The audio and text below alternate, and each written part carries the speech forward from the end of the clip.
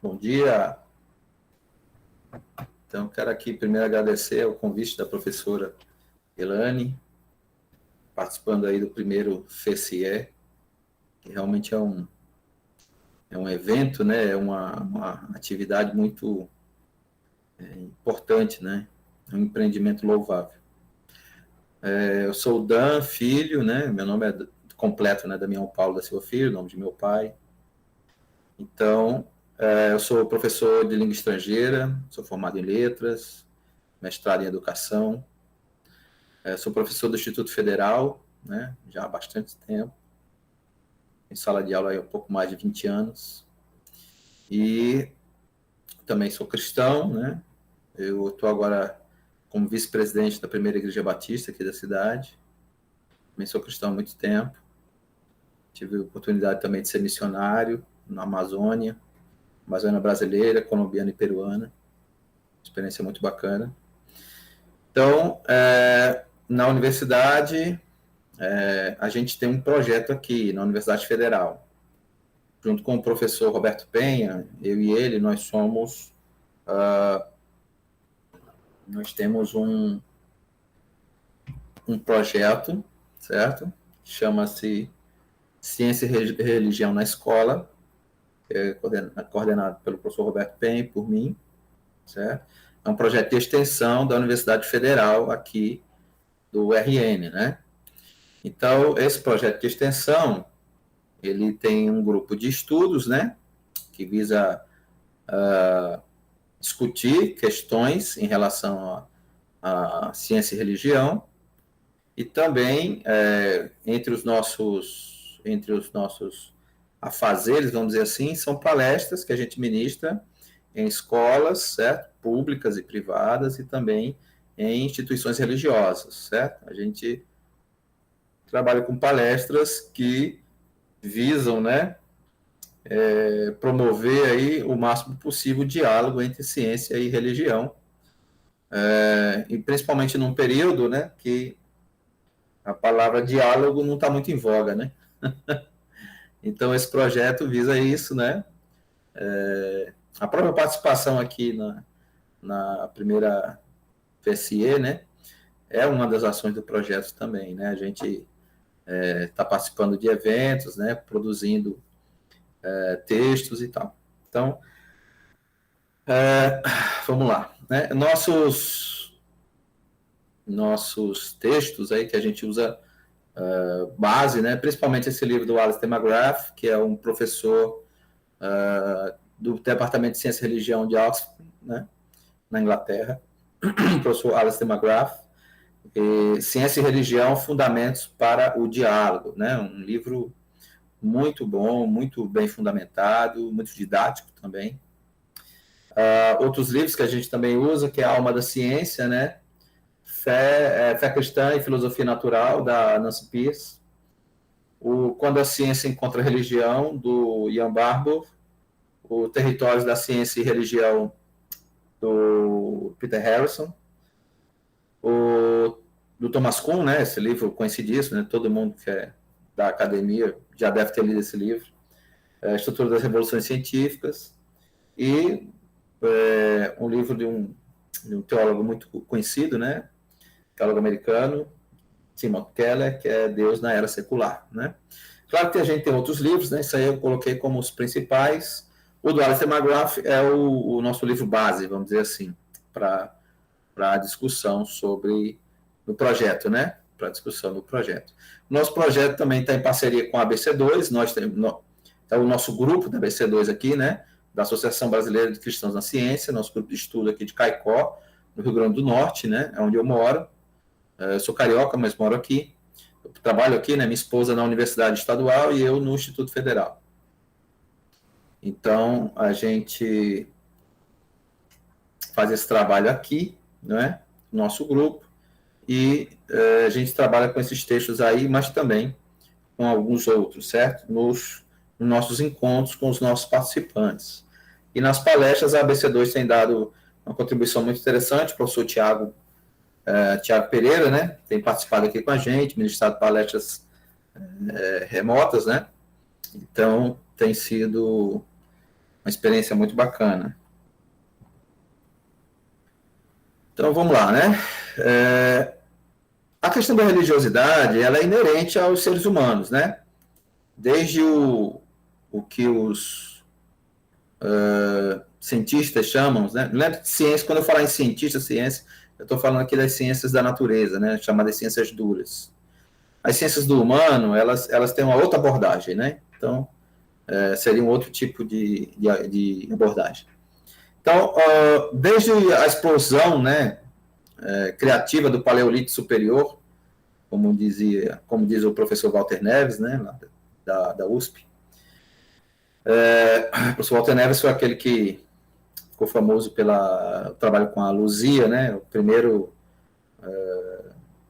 os primeiros seres humanos, né, vamos dizer assim, achados aqui no continente. Então, a religiosidade, ela é inerente. Não existiu sociedade sem religiosidade. Nunca existiu. Não, a gente não tem registro que tenha existido uma sociedade humana, né, sem religiosidade. Então, todas as sociedades humanas, elas têm a religiosidade inerente. O ateísmo, como diz o Timothy Keller, o ateísmo é alguma coisa que precisa de um esforço intelectual, a gente precisa de aprendizado. A pessoa, se ela for deixada a si mesma, naturalmente ela vai desenvolver algum tipo de crença, né? E isso ocorre por motivos diversos que não vale a pena a gente discutir. Mas uma coisa que é impressionante é diante do maravilhamento, né?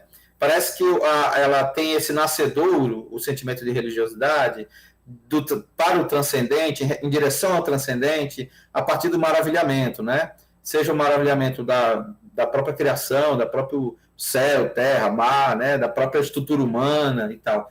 O maravilhamento parece que ele aponta para algo em direção ao transcendente, ou seja, para algum tipo de crença religiosa, né, no caso. Religiosa nesse sentido do divino, do transcendente, ok? E isso remonta a períodos antiquíssimos, né? Mas, modernamente, moderno aqui eu estou me referindo ao século XIX para cá, principalmente século XX, né, e aí século XXI, se popularizou muito essa relação de conflito entre ciência e religião, certo? Uma relação conflituosa e que ou você escolhe um ou você escolhe outra, né? As duas não podem conviver. Se uma está certa, a outra tem que estar errada, né? Então elas não podem conviver. Esse aí foi um desenhozinho que eu fiz do Einstein e do Lutero, né? Ali representando ciência e religião. Então, mas a gente sabe que a ciência, né, que surge modernamente nas universidades, ela, a partir, né, das universidades, essas universidades eram, na maioria delas, na grande maioria delas, pertencentes a ordens religiosas, né? Então, criou-se um mito, né, na verdade, um mito dessa distinção, esse conflito bélico, né? Acabou se tornando mitológico isso. Não é, se nós fizermos o estudo histórico, né, e tem vários livros aí muito bem escritos, que quando retomam essas questões históricas, vê que desde o seu nascedouro, os conflitos não são tão aparentes assim como a gente pensa, né, popularmente, né, principalmente popularmente. Então, vamos tentar ver essa questão da relação, né, de fé e ciência. Então, a gola clerical foi substituída pelo jaleco branco, né?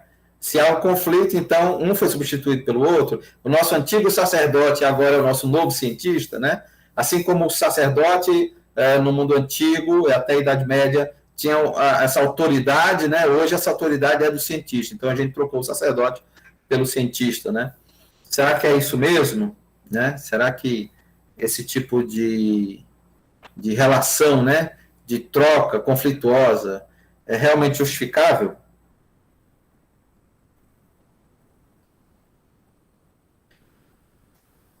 um grande matemático, né, William Clifford, então, ele diz que não deveríamos crer em algo a menos que pudéssemos prová-lo empiricamente. Ou seja, a gente só pode acreditar se uma coisa puder ser provada empiricamente. Então, está lá na experiência, né? Através de métodos, a gente prova que a coisa existe. Então, só dá para acreditar assim. Mas o interessante é um problema filosófico importante, né? Até, na verdade, assim, bem amador nessa frase, né? É que essa frase não pode ser provada empiricamente. É um problema filosófico, né, nela? Então, quando eu digo que a gente só pode crer em algo que pode ser provado empiricamente, isso que eu acabei de dizer, pode ser provado empiricamente? Não pode, então já tem um problema filosófico aí nessa frase, né? Então, essa posição de ceticismo também não é, talvez, a melhor posição, né? A ciência é a verdade, então toda religião é mentirosa. Será que é assim mesmo, né? E, por outro lado, né, quando a gente vê na questão religiosa, aqui me referindo a Santo Agostinho, ele diz o seguinte: quando um cristão começa a fazer afirmações sobre a natureza, sobre o mundo natural, que todo pagão bem instruído sabe que não é assim, muitas vezes eles mal podem conter o riso diante da afirmação dos cristãos. Então, às vezes, um religioso faz uma afirmação sobre a natureza que qualquer pessoa pagã, ou seja, de uma religião pagã, um ateu, que não tem religião, sabe que não é daquele jeito que ele está falando. Então, a pessoa ri, né, daquela posição daquele religioso. Falando bobagens sobre a filosofia natural, né, o que nós chamamos de ciência hoje, antigamente chamava de filosofia natural. O que esses cristãos pouco sábios fazem é manchar o nome e lançar no ridículo os nossos autores sagrados, como se fossem deles a responsabilidade por essas bobagens. Então, o que acontece é que quando as pessoas fazem essas afirmações, sem sabedoria, o que elas estão fazendo? É jogando no ridículo os autores sagrados, dizendo uma coisa como se a Bíblia dissesse aquilo, ela não diz, né? Como se fosse responsabilidade da crença, aqui referindo cristão, a gente está no Brasil, né? A crença principal é a crença cristã, né? Não dá para a gente falar de outras religiões majoritárias, que aqui só tem uma religião majoritária, que é o cristianismo, né? Então,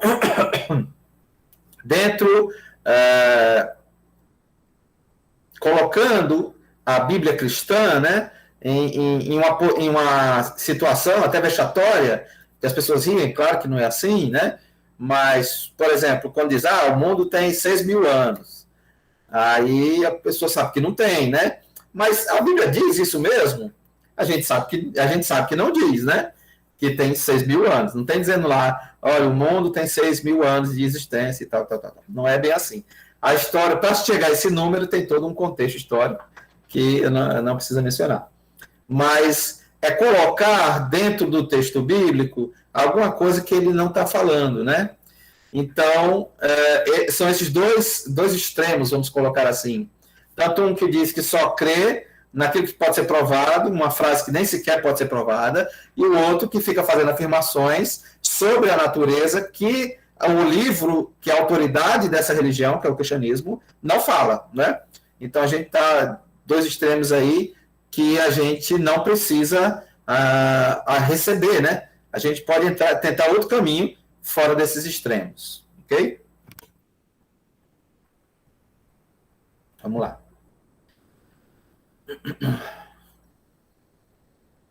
Então, aí alguns outros céticos, né, vão dizer, o universo não tem sentido, o cristão busca sentido, né?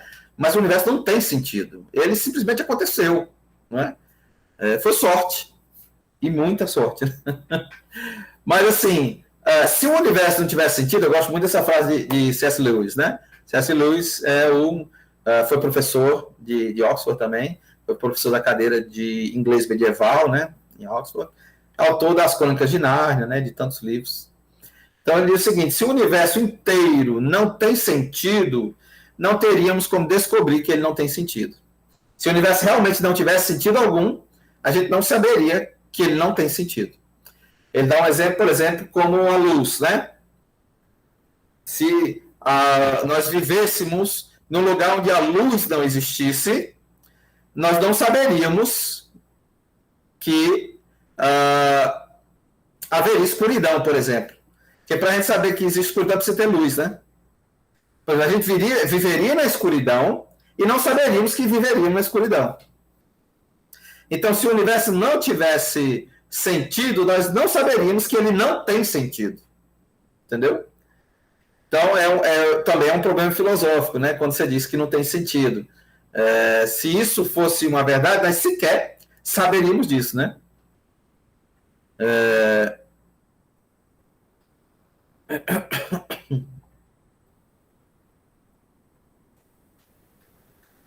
Nem a ciência nem a religião podem fornecer uma descrição total da realidade. Isso é uma grande verdade, né? Aí o Arthur McGrath, professor lá de Oxford. Então, nem a ciência, nem a religião pode fornecer uma explicação, vamos dizer assim, total da realidade. Nenhum dos dois pode oferecer tal coisa, né? Por quê? Porque a realidade, eu gosto muito de uma coisa que um dito, né, do um teólogo muito conhecido hoje em dia, que é o N.T. Wright, né, Nicholas Thomas Wright. Ele disse que a realidade é sempre mais complexa do que nós gostaríamos. Isso é uma grande verdade. Se você prestar atenção, a maioria dos conflitos, nas redes sociais, na internet, ou mesmo no ambiente acadêmico, é tentar simplificar o que não é simples. Está entendendo? Às vezes, a simplificação ela só tem um objetivo, é ser didático. É tentar entender o todo de uma maneira didática, aí a gente simplifica. Mas aquilo ali tem só esse objetivo. Tentar simplificar para explicar de uma maneira assim, genérica, né? Não quer dizer que a realidade é tão simples assim. Que é preto ou branco, né? É verdade ou é mentira, né? Não necessariamente sempre pode ser assim. Isso está certo e isso está errado.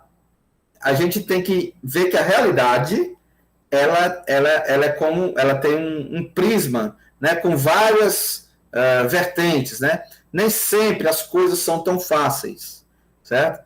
Então a gente tem que sempre considerar as possibilidades da realidade, né? Que a realidade nos impõe, na verdade. Tem um dito do Galileu Galilei, né, que é muito famoso, que é: a intenção do Espírito Santo é ensinar como se vai ao céu e não como vai o céu, né? Ou seja, é como se o objetivo da religião tem um viés, o objetivo da ciência tem outro viés, né? Não é que eles são diferentes, eles falam da mesma coisa. Eles trabalham na mesma realidade. Eles querem responder as mesmas perguntas, mas por prismas, perspectivas diferentes, né? Já dando spoiler aqui de alguma coisa que a gente vai ver mais para frente.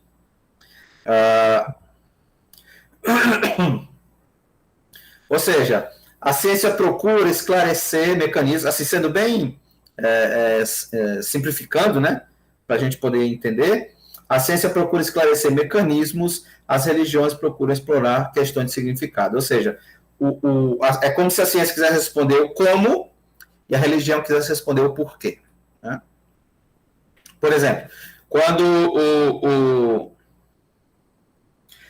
a gente coloca, né, quando os cientistas, por exemplo, colocam uma afirmação que ela é metafísica, ou seja, que ela é do campo da filosofia, do campo da religião, como se fosse uma verdade científica, aí é um problema, né?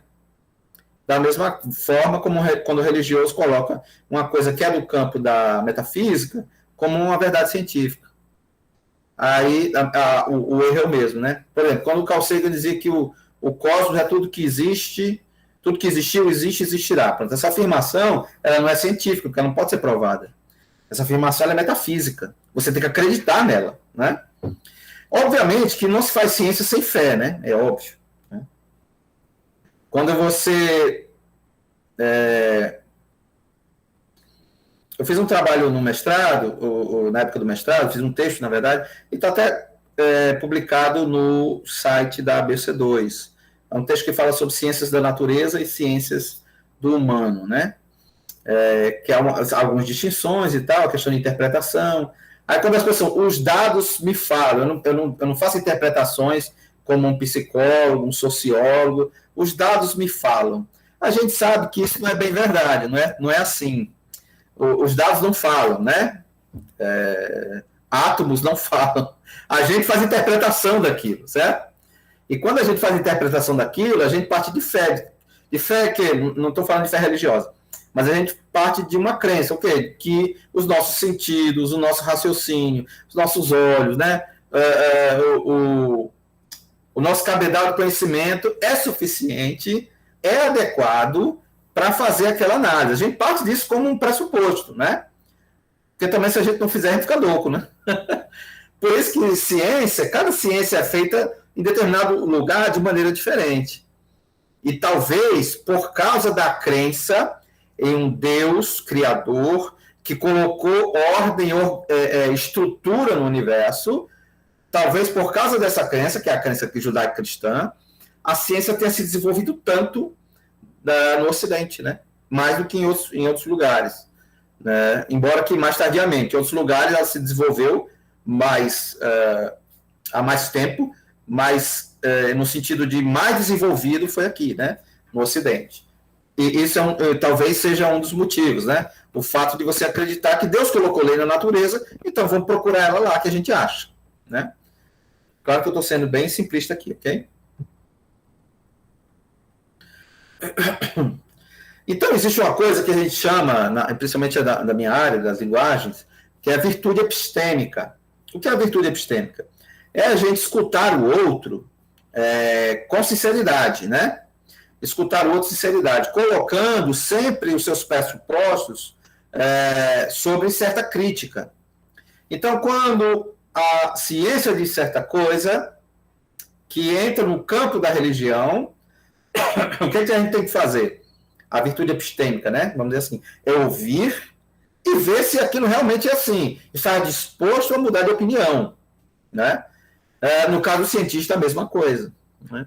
Então, a gente tem que ouvir, colocar a nossa própria crença em xeque, né? Para ver se isso realmente é assim. Quando a gente vê que não é verdadeiro, a virtude epistêmica vai dizer, não, isso não é verdadeiro, por isso. Você vai dar um argumento contrário. Ou seja, não é ouvir para rebater, é ouvir, considerar, vendo que aquele argumento ali não é válido, aí você rebate, né? Rebate aí não no sentido negativo. Você rebate, certo? Não é uma questão de a gente ser amiguinho, não é isso. Você coloca seus argumentos, eu considero eles, sinceramente, quando eu vejo que seus argumentos são frágeis, aí eu vou contra-argumentar contra você, certo? Isso é diálogo. Diálogo não é uma pessoa bater nas costas da outra e aceitar, fazer um meio termo, né? Nem eu, nem você, né? Vamos tentar fazer um meio termo. Não é bem por aí, certo? O diálogo é escuta sincera, certo? E recusa sincera e argumentada, certo? Escuta sincera, quando a pessoa tem realmente argumentos, aí você revê sua posição. Quando os argumentos das pessoas não são bons, né? Eles realmente são frágeis, aí o que a gente faz? A gente faz uma crítica, né? Isso é diálogo, ok? Mas é preciso querer ouvir o outro, né? Tem que ouvir. E hoje está tão difícil isso, né? As pessoas já partem do pressuposto. Não, fulano vai pela pessoa, né? E não pelos argumentos. Ah, mas essa pessoa tem tal posição, então... Mas espera, vamos escutar, né? O que ele tem para dizer. Ninguém está, principalmente no campo intelectual, ninguém está totalmente correto e ninguém está totalmente errado, certo? No campo intelectual, principalmente. Em algum aspecto, aquela crítica ali que é frágil, por exemplo, talvez em alguma coisa ela sirva para a gente, né? Nem que seja para a gente fortalecer, remodelar o nosso argumento.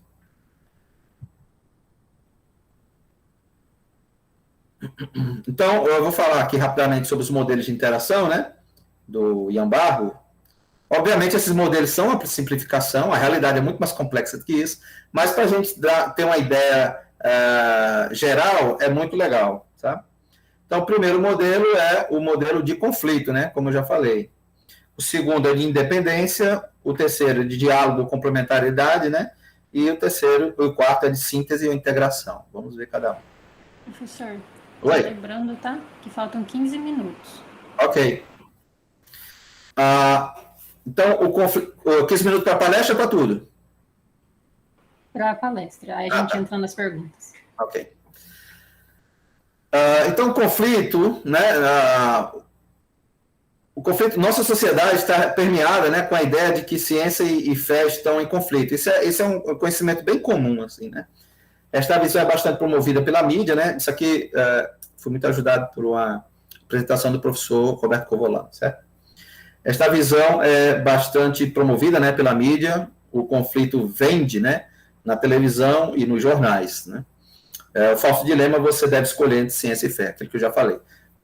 Eles não podem conviver, eles necessariamente estão em polos opostos. Aí a gente tem posições religiosas assim e posições científicas assim, né? Não são a maioria, por incrível que pareça, são a minoria, mas é uma minoria bem barulhenta, né? Então a gente vê os neoateístas, né, como Richard Dawkins e tantos outros, e também alguns religiosos mais literalistas que não conseguem. Principalmente uma coisa aí que sempre vai estar em discussão é a questão da evolução das espécies, né? Então, a independência, né? Para não ter conflito, o que alguns pensaram?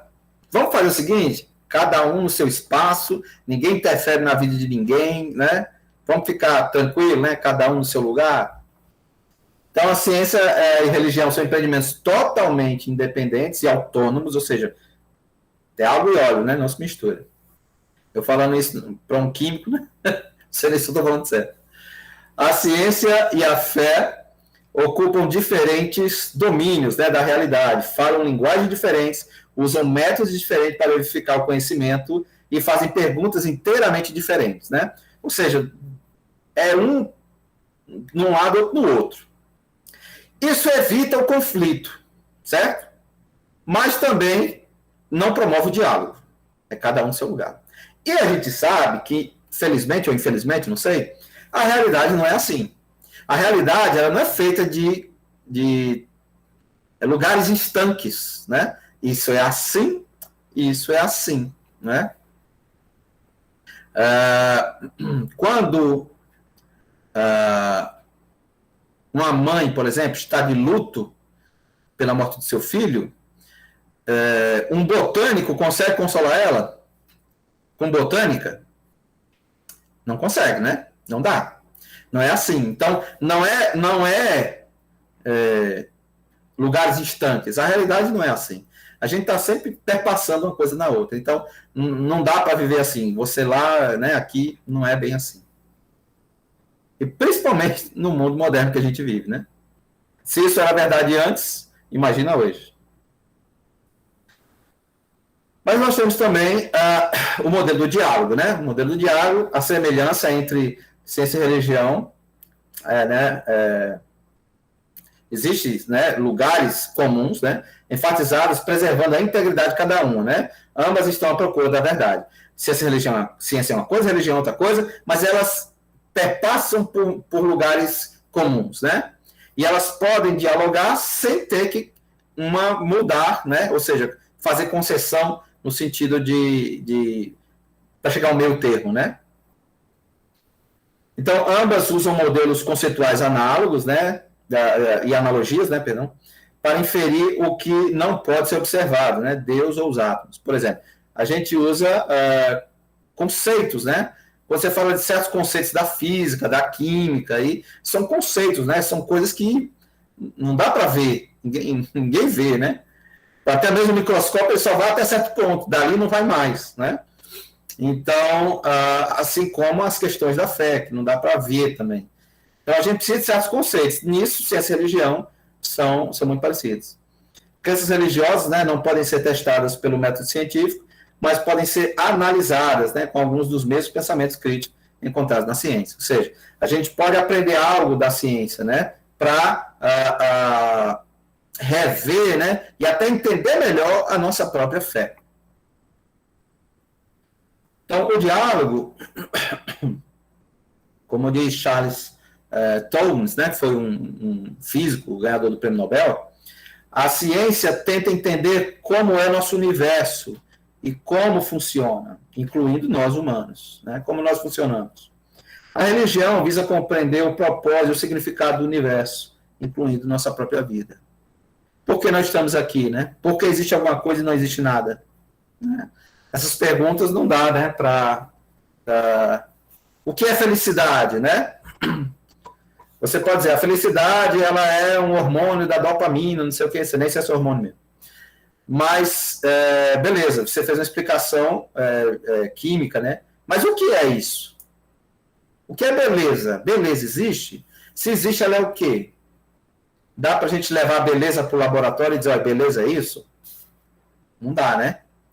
Então, tem certas coisas que a ciência não consegue responder, né?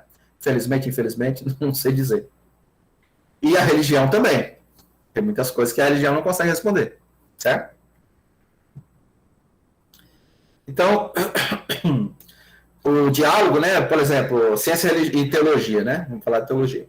O objetivo é explorar a natureza da realidade. Tanto ciência como religião, ele explora a natureza da realidade, certo? O objeto de estudo, né, o mundo físico e os seres vivos, e a natureza de Deus, o objeto de estudo da teologia, né? A teologia é estudo de Deus, né, e da sua relação com o mundo criado. O método, né, testes, né, baseado em experimentos e revelação divina. A religião, ela é alguma coisa que emana do divino, né? Emana do divino. Isso é uma coisa que o cristianismo, a crença judaico-cristã tem, que é muito diferente de outras religiões, é que não pode haver manipulação do divino, né? Na maioria das religiões politeístas antigas, você teria como manipular o divino, né? Então, quando, por exemplo, um cristão diz se você fizer determinada coisa, vai conseguir certo benefício da divindade, esse tipo de afirmação não é cristã, né? Não é judaico-cristã, porque é uma distinção da fé judaico-cristã, é que o divino não pode ser manipulado, né? Então, a religião é alguma coisa que emana do divino. É o propósito, né? Compreensão de como as coisas ocorrem, né? E a compreensão do porquê as coisas ocorrem, né? Um antropólogo, por exemplo, ele vai falar que o sofrimento, como o sofrimento acontece, né? E talvez como diminuir, né? Mas o porquê do sofrimento, por que ele existe, por que existe o mal, né? Isso é uma pergunta da religião, ok? Embora a religião também tente mudar o contexto atual, né? A gente também tem o da síntese ou integração, né? Esta visão promove uma relação mais próxima, né? Ativa e sistemática entre ciência e fé, defende que a existência de Deus pode ser inferida de evidências científicas. Este relacionamento, né, mais próximo também significa que as teorias científicas podem afetar a teologia, particularmente a interpretação humana da Bíblia, né, com base em novos entendimentos da realidade física. Então, essa interação mais próxima tenta ver algumas realidades da religião que podem ser fundamentadas na ciência, né? Então, existe essa relação mais de interdependência, vamos dizer assim, de integração mesmo, né? Por exemplo, colocar aqui duas coisas, né? Big Bang, né? O início do universo. Se o universo teve início, e antes existiu o quê? Por que ele foi iniciado? Tudo começou a partir de alguma coisa, mas essa alguma coisa partiu de onde? Né? Isso não pode ser entendido como algo que existe uma força por trás, né? Um ser por trás disso, né? Esse outro aí, o ajuste fino, né? Porque a vida, para ter existido, tudo teve que ter acontecido do jeito que aconteceu. se tivesse acontecido alguma coisa diferente, a vida não existia como ela existe hoje, né? Então, será que tudo isso foi mero acaso ou isso foi planejado, né? Todas essas questões da ciência, nesse modelo de integração, ele dá para colocar as questões da religião aí, entendeu? Elas não necessariamente é uma contra a outra. Então, esse também é um dos modelos. Claro que esses são simplificações, né, dos modelos em si, mas é bem por aí. Dá para a gente entender melhor essa questão da relação. Então, o nosso projeto, né, de extensão de ciência e religião, ele visa trazer esse diálogo, certo? Para a escola e para instituições religiosas, né? Para que haja essa interação, essa conversa, né? Eu trouxe aqui uma pesquisa que a gente fez, né? Com as pessoas, né? As palestras que a gente fez nas escolas com os alunos. A primeira pergunta foi: você alguma vez já pensou a respeito da relação entre ciência e religião? 91,7% disseram que sim, 8,3% disseram que não. Então, a imensa maioria já pensou sobre essa relação, né? A segunda pergunta: você acha importante que a escola aborde esse assunto, relação entre ciência e religião? Se você podia responder sim, não ou não sei, né? 91,7% respondeu sim e 8,3% respondeu não sei, né? Ninguém respondeu não, né? Que não era importante.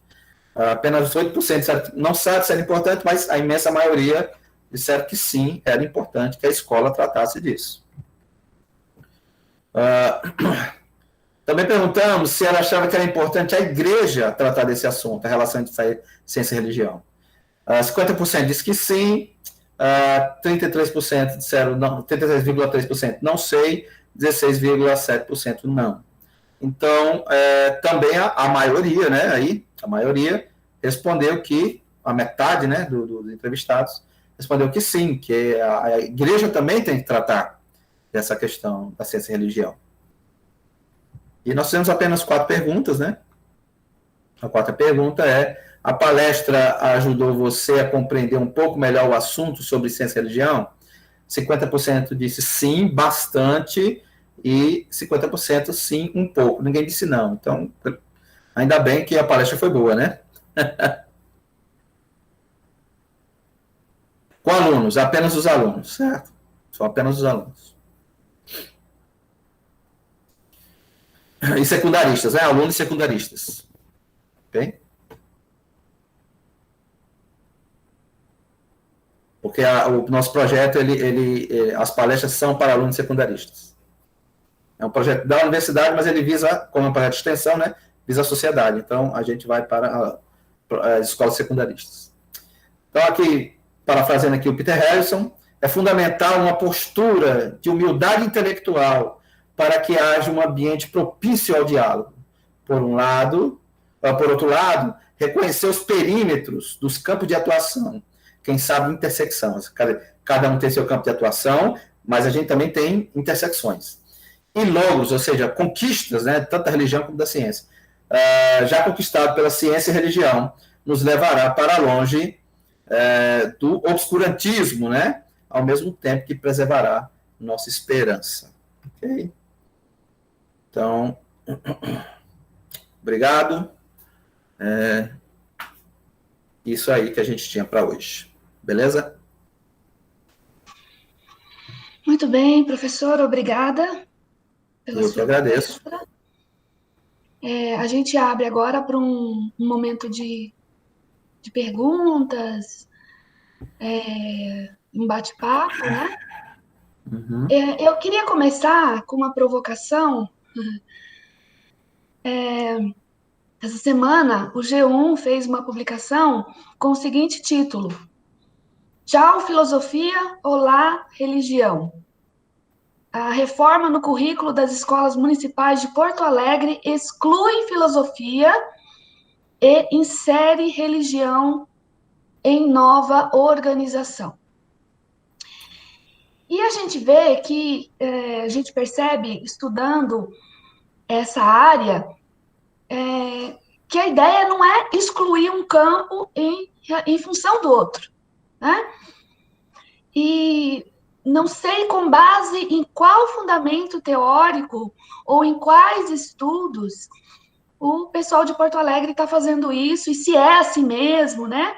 Porque a gente sabe que muitas vezes as notícias que aparecem na grande mídia, elas são um bocado tendenciosas e elas não trazem a realidade do processo.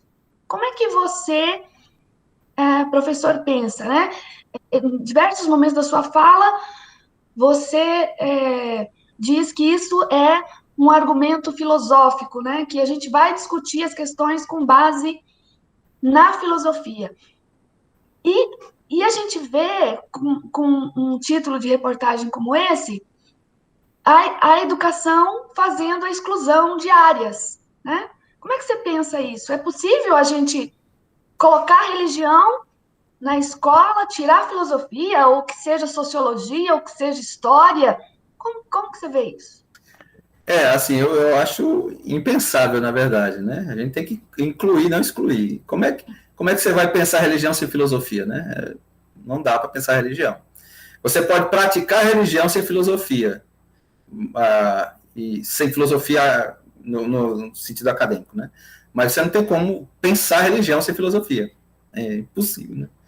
Então, não, assim, tem que ver como é realmente, né? Que essas notícias geralmente são para chamar atenção, né?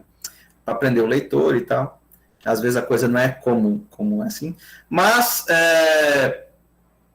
existem muitas ações políticas que são puramente ações militantes, né? Elas não têm assim, não têm um respaldo, por exemplo, da universidade, da sociedade civil, né? Da própria igreja, né? Não tem a igreja aí como um todo, né? Não tem esse debate, né? Eu acho que qualquer ação desse tipo, ela precisa de um debate social. A universidade tem que estar envolvida, a escola tem que estar envolvida, né? A sociedade, as famílias, a igreja, né? Tudo tem que estar envolvido numa situação dessa, né? Assim, tipo, excluir um por causa de outro, né? É o modelo do conflito. O modelo do conflito não leva a lugar nenhum.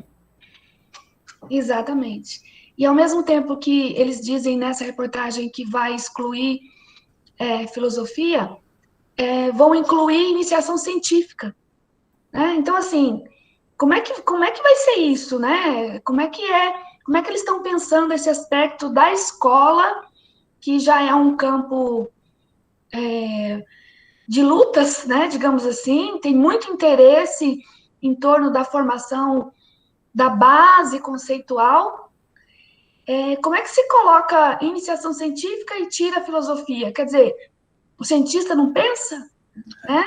A ciência é esvaziada de paixão, de amor pelo saber, pelo conhecimento, é justamente o contrário, né? Verdade. Então, é bem complicado isso, e essas questões são muito pertinentes para nós, né? Muito bem, eu abro aqui. Alguém gostaria de, se possível, abrir a câmera, fazer uma interação? O Andrei aqui fez uma pergunta, qual é a minha percepção sobre a receptividade dos servidores sobre o tema. Olha, eu posso falar pela minha instituição. A minha percepção, que não necessariamente é a verdade, né? É a minha percepção. Ela pode estar totalmente equivocada. No caso de servidores, eu acho que a pesquisa não teria saído assim, né? Porque boa parte dos servidores, ao que me consta, eles são mais adeptos do modelo da independência, ou seja, cada um no seu canto, não se envolver, não pensar em interação, né? Porque as perguntas eram sempre sobre interação, né? O que eu percebo dos servidores, principalmente quem não é da filosofia ou não é da área da religião, das outras áreas, assim, em geral, é modelo de independente, né? Vamos misturar, não, né? Deixa uma coisa lá, deixa quietinho para não ter problema. É mais ou menos isso aí. A minha percepção, né? Mas eu posso estar errado. Preciso fazer uma pesquisa com os servidores para a gente ter essa ideia.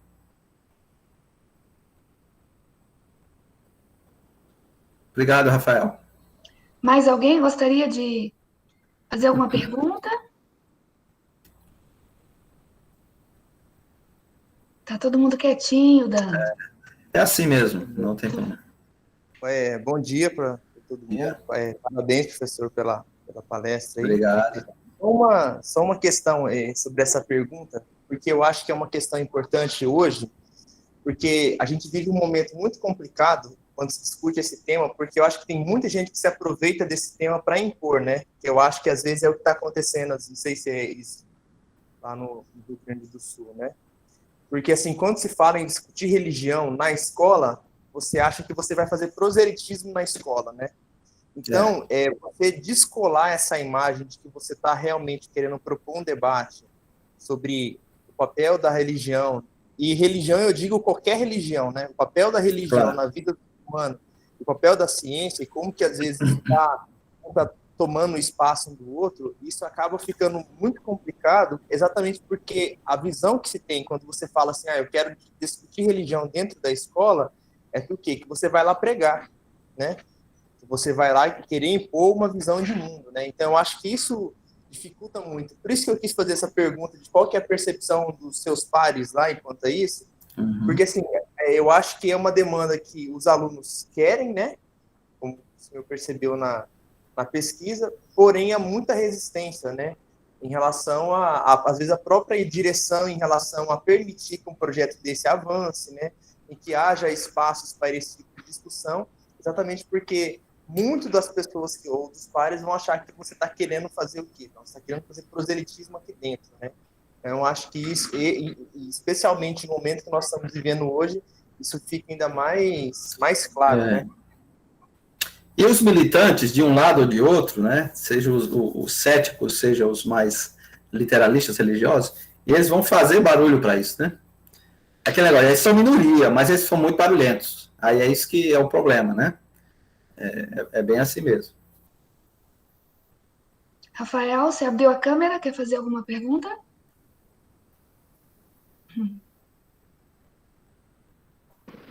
Alô, eu estou maravilhado aqui com as explicações de ciência e religião, né?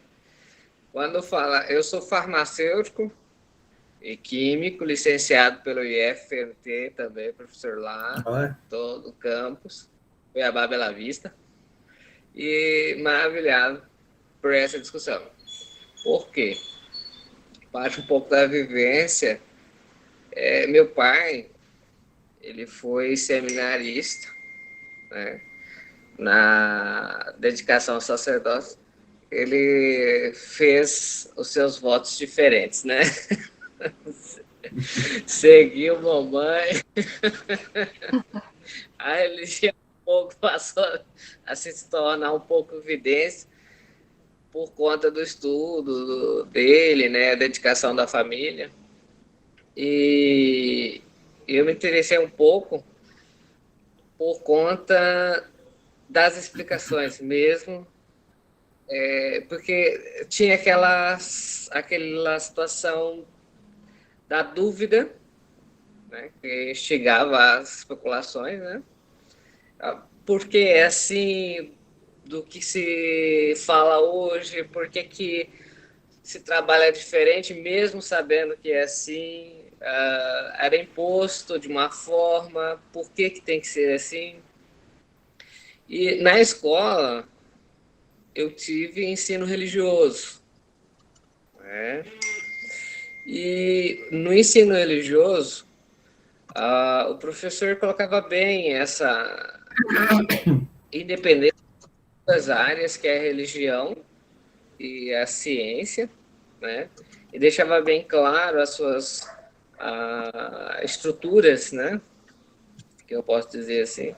Mas hoje, o colega anterior que falou, ele falou bem uma questão que está, assim, batendo muito forte com os professores, em que eles são direcionados a um protagonismo diferente do que é o contexto mesmo, né, da ciência, do que é religião, e sim como se fosse pregadores e, como eles colocam, né, desviando os próprios alunos do contexto da educação.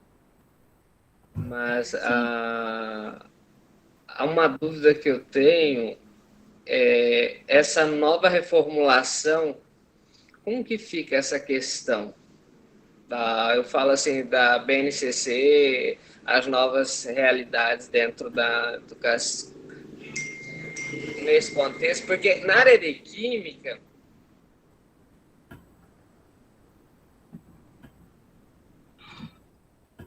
Travou. Eu acho que travou, né, o microfone dele, mas a questão é bem importante, né, Dan? Essa questão da... É uma questão muito macro, né? Ela envolve muita coisa, né? Eu acho que a gente pode começar, até para mim, eu preciso sair agora, às 10h55, eu acho que a gente pode começar em nossas universidades, em nossos institutos federais, a partir de projetos, né? Imagina se esse projeto se espalha, né, no Brasil todo. A gente tem 1000 projetos, por exemplo, em várias regiões, onde a gente começa a fazer esse diálogo mais maduro, mais adulto, né, mais acadêmico sobre ciência e religião. E a junção desses projetos, né, aí a gente pode, ele ganha certa notoriedade, né? Sempre assim, né? E também uma coisa que a gente precisa trabalhar muito isso é a cultura, né? A gente precisa de livros, né? Eu acabei de escrever um livro, uma ficção, né? Para distribuição gratuita, sobre a questão de criação e evolução, né? Quem quiser, a professora pode me pedir, que eu mando para vocês em PDF. Que é uma ficção, né? Eu acho que a gente precisa também produzir cultura com isso, para que haja diálogo entre ciência e religião. Além dos debates acadêmicos, que eles chegarem até as escolas, né? Porque, assim, a gente precisa ir para quem está iniciando, principalmente, o ensino, né? As cabeças já de certo lugar, de certa altura, não adianta mais. A gente tem que ir para os estudantes, né? Para que eles possam ter esse lugar de fala, né? Vamos dizer assim. Beleza? Pessoal, infelizmente eu vou ter que ir. Tenho que sair agora. Porque hoje o meu tempo está todo cronometrado aqui.